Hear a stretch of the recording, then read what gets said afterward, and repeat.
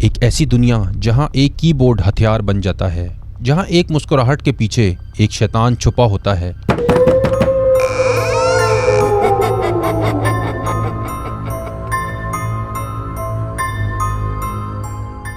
یہ کہانی ایک ایسے شخص کی ہے جو دن کے وقت یونیورسٹی کا ایک پروفیسر تھا، لیکن رات کے اندھیرے میں وہ کچھ اور ہی بن جاتا تھا۔ اس کا نام میتھیو الیگزینڈر فیلڈر تھا، ایک ایسا شخص جس نے انٹرنیٹ کے تاریک کونوں کو اپنے شکار کی جگہ بنایا۔ اس نے سینکڑوں معصوم لوگ کی زندگیوں کو تباہ کیا اور یوکے کی تاریخ کے سب سے سنگین جرائم کا مرتکب ہوا۔ لیکن اس کی چالاکی، اس کی ہیرا پھیری اور اس کا ظلم آخر بے نقاب کیسے ہوا؟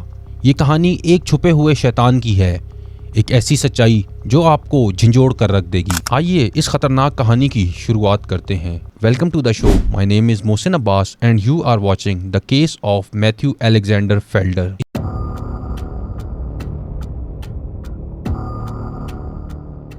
اس کہانی کی شروعات ہوتی ہے چیشائر یوکے سے، جہاں ایک عالیشان وکٹورین مینشن میں میتھیو فیلڈر ایک ایسی زندگی پروان چڑھا جسے زیادہ تر لوگ صرف خوابوں میں ہی دیکھتے ہیں۔ اعلیٰ درجے کی تعلیم، دنیا بھر کے مواقع اور ایک ایسا خاندان جس نے اسے لگژریس لائف پرووائڈ کی۔ کیمبرج یونیورسٹی میں وہ ایک بریلینٹ اسٹوڈنٹ تھا، سسٹمیٹک اوشنوگرافی میں expert, masters, P H D اور پھر برمنگھم یونیورسٹی میں جیو فزکس کا پوسٹ ڈاکٹورل ریسرچر اور پھر لیکچرر بنا۔ اس کے دوست اسے فرینڈلی، کامیڈین اور زندگی سے بھرپور انسان سمجھتے تھے۔ وہ ایک لانگ ٹرم ریلیشن میں بھی تھا۔ میتھیو ایک ایسی زندگی جی رہا تھا جس میں سب کچھ پرفیکٹ تھا، لیکن کیا واقعی سب کچھ ویسا ہی تھا جیسا نظر آتا تھا؟ کیمبرج میں سب اسے ایک بریلینٹ اسٹوڈنٹ سمجھ رہے تھے، مگر میتھیو کے اندر ایک خطرناک منصوبہ پروان چڑھ رہا تھا۔ 2008 میں کیمبرج میں اس نے اپنے پہلے جرم کا ارتکاب کیا۔ اس نے اپنی روم میٹس کے واش روم میں خفیہ کیمرے نصب کیے تاکہ وہ ان کو خفیہ طور پر ریکارڈ کر سکے۔ یہ سب کچھ کئی دن تک لگاتار چلتا رہا اور میتھیو انہیں خفیہ طور پر ریکارڈ کرتا رہا۔ مگر ایک دن جب میتھیوز ان کیمراز کو چیک کرنے کے لیے گیا تو اس کی ایک روم میٹ نے اسے پکڑ لیا، مگر میتھیو نے اس بات کو ہنس کر ٹال دیا اور اس نے کہا کہ یہ سب کچھ ایک مذاق تھا۔ لیکن یہ مذاق نہیں تھا، بلکہ اس کی بیمار خواہشات کا آغاز تھا۔ میتھیو کے اندر ایک سائیکو پروان چڑھ رہا تھا۔ 2011 میں 21 سال کی عمر میں میتھیو نے اپنی تاریخ خواہشات کو ایک نئی شکل دی۔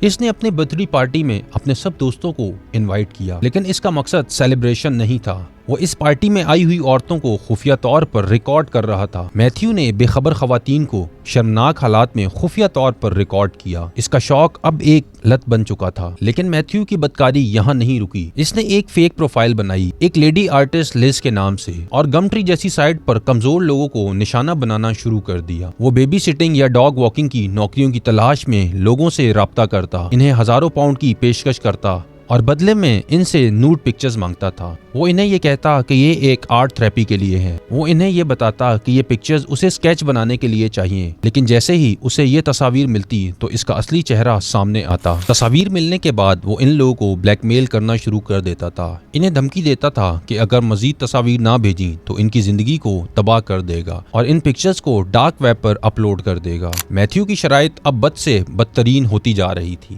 وہ اب صرف تصاویر نہیں چاہتا تھا بلکہ مکمل ذلت چاہتا تھا۔ اس نے اپنے ایک وکٹم کو مجبور کیا کہ وہ پبلک ٹوائلٹ میں جا کر ٹوائلٹ سیٹ استعمال شدہ سینیٹری پروڈکٹس کھائے اور ڈاگ فوڈ کھائے۔ ایک 15 سال کی لڑکی نے جب اس سے رحم کی بھیک مانگی، اس نے جواب دیا، تم یا تو مزید تصاویر بھیجو یا میں تمہاری تصاویر تمہاری ماں کو بھیج دوں گا۔ میتھیو فیلڈر نے لوگوں کو اتنا تنگ اور اتنا اذیت میں کر رکھا تھا کہ اس کے 4 وکٹم نے اس کے ظلم سے تنگ آ کر سوسائڈ کرنے کی بھی کوشش کی، لیکن میتھیو کے لیے یہ سب کچھ ایک کھیل تھا۔ وہ اپنے وکٹمز کو انسان نہیں بلکہ کھلونا سمجھتا تھا۔ میتھیو نے اپنے وکٹمز کی پکچرز کو ڈارک ویب فورم پر بھی شیئر کیا، جیسے کہ ہارٹ ٹو دی کور، ایک ایسی جگہ جسے دنیا کی بدترین ویب سائٹ کہا جاتا ہے۔ وہاں وہ اپنے ظلم اور بلیک میلنگ کی کہانیاں فخر سے سنانے والا ایک VIP ممبر بن چکا تھا۔ اس نے ایک 14 سالہ لڑکی کو بھی دھوکہ دیا اور اس کو کہا کہ وہ آن لائن اس کی گرل فرینڈ بن جائے، وہ بھی صرف اس لیے تاکہ وہ اسے بلیک میل کر سکے اور اسے ذہنی طور پر تباہ کر سکے۔ اس نے ایک فوسٹر کیئر میں رہنے والی لڑکی سے بھی دوستی کی اور آہستہ آہستہ اسے بھی بلیک میل کرنا شروع کر دیا، کیونکہ وہ اس لڑکی کے بارے میں سب کچھ جان چکا تھا۔ اس لڑکی نے اس سے اپنی ساری ڈیٹیل شیئر کی تھی۔ اس لڑکی کے ماں باپ مر چکے تھے اور اس کا ایک معذور بھائی تھا۔ میتھیو کو جب یہ بات پتہ چلی تو میتھیو نے اسے بھی بلیک میل کرنا شروع کر دیا اور وہ اسے دھمکی دیتا کہ اگر وہ اس کی بات نہیں مانے گی تو اس کے معذور بھائی کو اس سے چھین لے گا۔ لیکن اس کی سب سے خطرناک حرکت یہ تھی کہ اس نے ایک باپ کو اس کے چھوٹے بیٹے کو ٹارچر کرنے اور اس کے ساتھ گھنونے کام کرنے پر مجبور کیا اور اسے کہا کہ وہ اس کو ریکارڈ بھی کرے۔ 2011 سے 2014 تک میتھیو نے کئی لوگوں کو ڈارک ویب کے ذریعے میسیجز بھیجے، انہیں بلیک میل کر کے اور انہیں دھمکیاں دے کر ان سے ان کی تصاویر لیتا رہا اور انہیں ذلت کا شکار بناتا رہا۔ وہ ان کی تصاویر اور ویڈیوز کو ڈارک ویب پر اپلوڈ کرتا اور انہیں دھمکیاں دیتا رہتا۔ 3 سالوں تک میتھیو کسی کے بھی ہاتھ نہ لگا، مگر 2014 میں میتھیو کی ایک پوسٹ نے قانون نافذ کرنے والے اداروں کی توجہ حاصل کی۔ میتھیو نے ڈارک ویب کے ایک فورم ہارٹ ٹو دی کور پر ایک پوسٹ شیئر کی جس میں ہیلوک کے لیے ایک لڑکی کو پنش کرنے اور اسے ٹارچر کرنے کے طریقے بتائے تھے۔ یہ پوسٹ میتھیو کی سب سے بڑی غلطی تھی۔ پوسٹ کے شیئر ہوتے ہی نیشنل کرائم ایجنسی نے اس کا تعاقب کرنا شروع کر دیا۔ 4 سال تک NCA، US home land security, Australian federal police اور یوروپول نے اس کے ڈیجیٹل فٹ پرنٹس کو ٹریک کیا۔ آخرکار 21 جون 2017 کو NCA نے اس کے ڈیجیٹل فٹ پرنٹس کو ٹریک کرتے ہوئے اسے کھوج نکالا۔ پولیس نے برمنگھم یونیورسٹی میں اس کے آفس پر ریڈ کیا اور اسے گرفتار کر لیا۔ باڈی کیم فوٹیج میں میتھیو حیران تھا۔ So what was it I've done? Oh, what was it I'm supposed to have done? The offences that I've arrested you on suspicion of being involved in were blackmail, causing or inciting a child to engage in sexual activity, possessing indecent images of children. Sounds like the rap sheet from hell. جب اس کے سامنے اس کے الزامات پڑے گئے تو اس نے کہا کہ یہ ایک جہنمی ریپ شیٹ کی طرح لگتا ہے۔ میتھیو فیلڈر جو خود کو اسکرین کے پیچھے ناقابل گرفت سمجھتا تھا اور یہ سمجھتا تھا کہ وہ کبھی بھی پکڑا نہیں جائے گا، مگر اب وہ ہتھکڑیوں میں جکڑا ہوا تھا۔ اس کے کمپیوٹر سے 484 غیر قانونی تصاویر ملی، 60 سے 180 victims.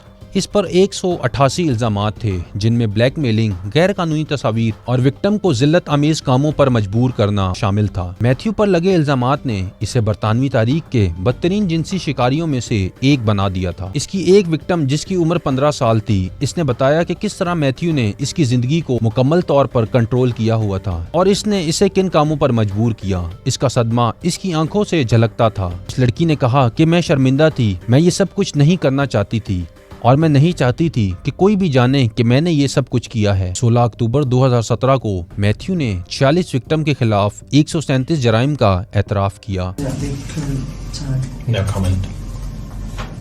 If there are any more email accounts, what are the passwords for? No comment. Have you done that? No comment. Have you sent people? 19 فروری 2018 کو اسے 32 سال قید کی سزا سنائی گئی جو بعد میں اپیل کے بعد 25 سال تک کر دی گئی۔ جج نے اسے انٹرنیٹ ہائی وے مین قرار دیا، ایک ایسا شخص جو دوسروں کو خوف کے ذریعے کنٹرول کرنے میں لطف اندوز ہوتا ہو، لیکن اس کی تصاویر کبھی ختم نہیں ہوں گی۔ وہ اب بھی انٹرنیٹ کے تاریک کونوں میں موجود ہیں جو ان وکٹم کے لیے مستقل طور پر ایک ٹراما ہے۔ میتھیو فیلڈر کی کہانی صرف ایک جرم کی کہانی نہیں ہے، بلکہ یہ ایک الرٹ ہے۔ یہ ہمیں بتاتی ہے کہ انٹرنیٹ جو ہماری زندگیوں کو جوڑتا ہے ایک خطرناک ہتھیار بھی بن سکتا ہے۔ یہ کہانی ہمیں یہ بھی سکھاتی ہے کہ چاہے کوئی کتنا بھی چھپنے کی کوشش کرے لیکن سچ ہمیشہ سامنے آتا ہے۔ یہ کیس ہمیں خبردار کرتا ہے کہ ڈارک ویب نامی یہ گہرا اندھیرا ہمارے بچوں، ہماری فیملیز کے لیے کیسے خطرہ بن سکتا ہے۔ یہ صرف ایک کیس نہیں بلکہ ایک سبق ہے کہ اگر آن لائن دنیا میں ہوشیاری نہ ہو تو ہم سب اس دہشت کے شکار ہو سکتے ہیں۔ آئیں مل کر ایک ایسی دنیا بنائیں جہاں کوئی میتھیو فیلڈر جیسا شیطان نہ چھپ سکے۔ اگر آپ کو آج کی یہ ویڈیو اچھی لگی ہو تو اس ویڈیو کو زیادہ سے زیادہ اپنے دوستوں اور اپنی فیملی کے ساتھ شیئر کریں اور ہمارے اس چینل کو سبسکرائب کریں اور بیل آئیکن کو دبانا ہرگز نہ بھولیں تاکہ آنے والی ہر نئی ویڈیو آپ تک پہنچتی رہیں۔ ملتے ہیں نئی ویڈیو میں ایک نئے کیس کے ساتھ، تب تک اپنا اور اپنے پیاروں کا خیال رکھیں۔